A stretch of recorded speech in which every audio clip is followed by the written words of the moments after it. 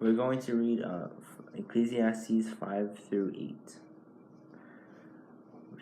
Chapter 5. Fear God. Guard your steps when you go to the house of God. To draw near to listen is better than to offer the sacrifice of fools, for they do not know that they are doing evil. Be not rash with your mouth, nor let your heart be hasty to utter a word before God, for God is in heaven, and you are on earth. Therefore let your words be few, for a dream comes with much business, and a fool's voice with many words. When you vow a vow to God, do not delay paying it, for he has no pleasure in fools. Pay what you vow. It is better that you should not vow than that you should vow and not pray. Let not your mouth lead you into sin, and do not say before the messenger that it was a mistake. Why should God be angry at your voice and destroy the work of your hands? For when dreams increase and words grow many, there is vanity, but God is the one whom you must fear. The vanity of wealth and honor. If you see in a province the oppression of the poor and the violation of justice and righteousness, do not be amazed at the matter, for the high official is watched by a higher, and there are yet higher ones over them. But this is a gain for a land in every way, a king committed to cultivated fields. He who loves money will not be satisfied with money, nor he who loves wealth with his income. This also is vanity. When goods increase, they increase who eat them. And what advantage has their owner but to see them with his eyes? Sweet is the sleep of a laborer, whether he eats little or much. But the full stomach of the rich will not let him sleep. There is a grievous evil that I have seen under the sun. Riches are kept by their owner to his hurt, and those riches were lost in a bad venture. And he is father of a son, but he has nothing in his hand. As he came from his mother's womb, he shall go again, naked as he came, and shall take nothing for his toil, and he may carry away in his hand. This also is a grievous evil. Just as he came, so shall he go, and what gain is there to him who toils for the wind? Moreover, all his days he eats in darkness, in much vexation and sickness and anger. Behold, what I have seen to be good and fitting is to eat and drink and find enjoyment in all the toil with which one toils under the sun, the few days of his life that God has given him, for this is his lot. Everyone also to whom God has given wealth and possessions and power to enjoy them, and to accept his lot and rejoice in his toil. This is the gift of God, for he will not much remember the days for his life, because God keeps him occupied with joy in his heart. Chapter 6. There is an evil that I have seen under the sun, and it lies heavy on mankind, a man to whom God gives wealth, possessions, and honor, so that he lacks nothing of all that he desires. Yet God does not give him power to enjoy them, but a stranger enjoys them. This is vanity. It is a grievous evil. If a man fathers 100 children and lives many years, so that the days of his years are many, but his soul is not satisfied with life's good things, he also has no burial. I say that a stillborn child is better off than he, for it comes in vanity and goes in darkness, and in darkness its name is covered. Moreover, it has not seen the sun or known anything yet. It finds rest rather than he. Even though he should live 1,000 years twice over, yet enjoy no good, do not all go to the one place? All the toil of the man is for his mouth, yet his appetite is not satisfied. For what advantage has the wise man over the fool? And what does the poor have who knows how to conduct himself before the living? Better is the sight of the eyes than the wandering of the appetite. This also is vanity, and is striving after wind. Whatever has come to be has already been named, and it is also what man is, and that he is not able to dispute with one strong, one stronger than he. The more words, the more vanity, and what is the advantage of man to man? For who knows what is good for a man while he lives a few days of his vain life, which he passes like a shadow? For who can tell man will be after him under the sun? Chapter 7. The contrast of wisdom and folly. A good name is better than precious ointment, in the day of death than the day of birth. It is better to go to the house of mourning than to go into the house of feasting, for this is the end of all mankind, and the living will lay it to heart.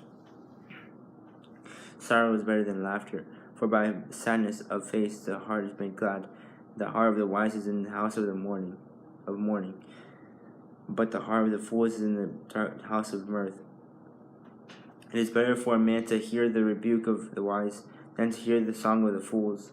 For as the crackling of thorns under a pot, so is the laughter of the fools. This is also in vanity. Surely oppression drives the wise into madness. A bribe corrupts the heart.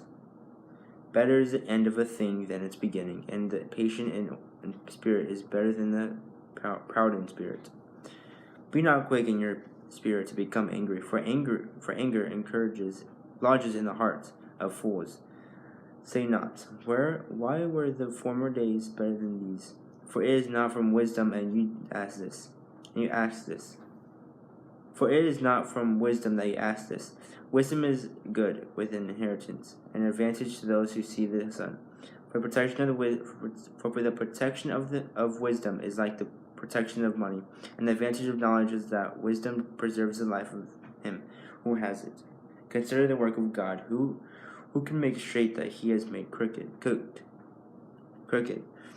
In the day of prosperity be joyful, and in the day of adversity consider. God has made the one as well as the other, so that man may not find out anything that will be after him. In my vain life I have seen nothing. I have seen everything. There is a righteous man who perishes in his righteousness, and there is a wicked man who prolongs his life in his evildoing. Be not overly righteous, and do not make yourself too wise. Why should you destroy yourself? Be not overly wicked, neither be a fool. Why should you die before your time? It is good that you should take hold of this, and from that withhold not your hand. For the one who fears God shall come out from both of them. Wisdom gives strength to the wise man, more than to rulers who are in a city. Surely there is not a righteous man on earth who does good and never sins. Do not take to heart all the things that people say, lest you hear your servant cursing you. Your heart knows that many times you yourself have cursed others. All this I have tested by wisdom. I said, I will be wise, but it was far from me. That which has been is far off and deep, very deep. Who can find it out? I turn my heart to know and to search out and to seek wisdom and the scheme of things, and to know the wickedness of folly and the foolishness that is madness. And I have found something more bitter than death, the woman whose heart is snares and nets, and whose hands are fetters. He who pleases God escapes her, but the sinner is taken by her.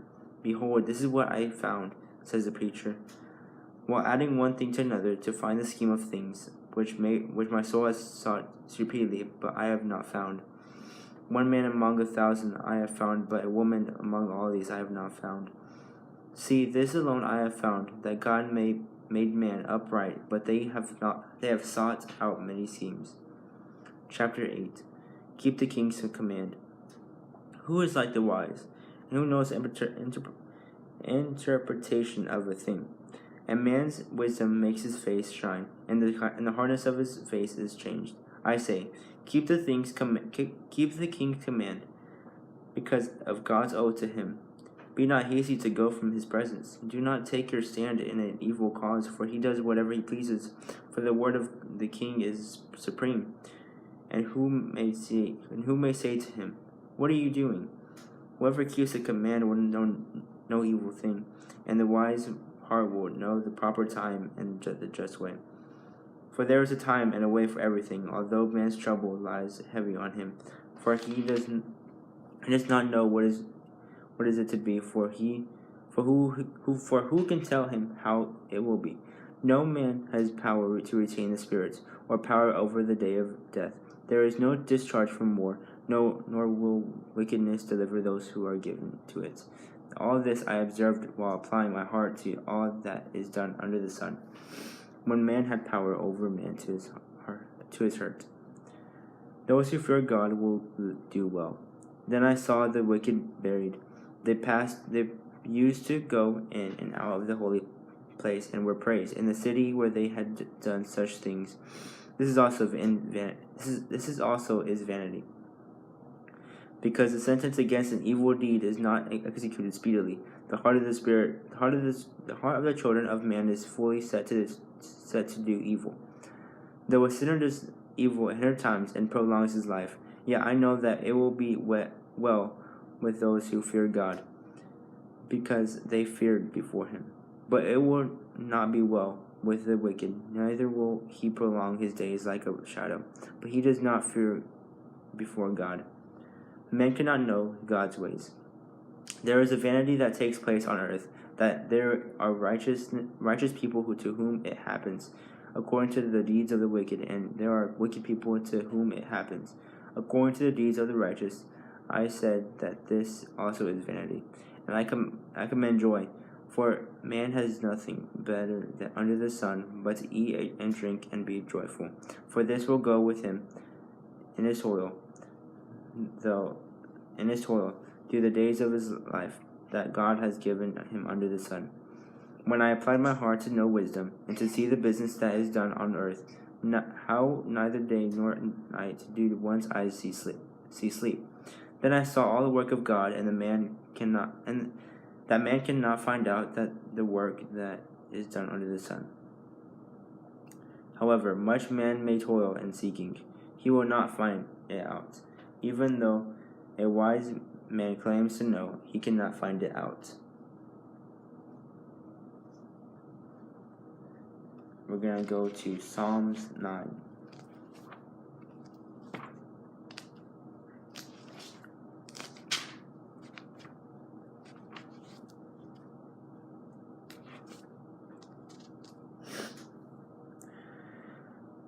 I will recount your wonderful deeds, chapter 9. To the choir master according to Mathlaban, a psalm of David. I will give thanks to the Lord with my whole heart. I will recount all of your wonderful deeds. I will be glad and exult in you. I will sing praise to your name, O Most High. When my enemies turn back, they stumble and perish before your presence. For you have maintained my just cause. You have sat on the throne, giving righteous judgment. You have rebuked the nations. You have made the wicked perish. You have blotted out their name forever and ever. The enemy came to an end in everlasting ruins. Their cities you rooted out. The very memory of them has perished. But the love sits enthroned forever. He has established his throne for justice, and he judges the world with righteousness. He judges the peoples with uprightness. The Lord is a stronghold for the oppressed, a stronghold in times of trouble. And those who know your name put their trust in you. For you, O Lord, have not forsaken those who seek you. Sing praises to the Lord who sits enthroned in Zion. Tell among the peoples his deeds. For he who avenges blood is mindful of them. He does not forget the cry of the afflicted. Be gracious to me, O Lord. See my affliction from those who hate me. O you who lift me from the gates of death, that I may recount all your praises, that in the gates of the daughter of Zion I may rejoice in your salvation. The nations have sunk in the pit that they made, in the net that they hid. Their own foot has been caught. The Lord has made himself known. He has executed judgment. The wicked are snared in the work of their own hands. The wicked shall return to Sheol, and all the nations that forget God. For the needy shall not always be forgotten, and the hope of the poor shall not perish forever. Arise, O Lord, let not man prevail, and let the nations be judged before you. Put them in fear, O Lord. Let the nations know that they are but men.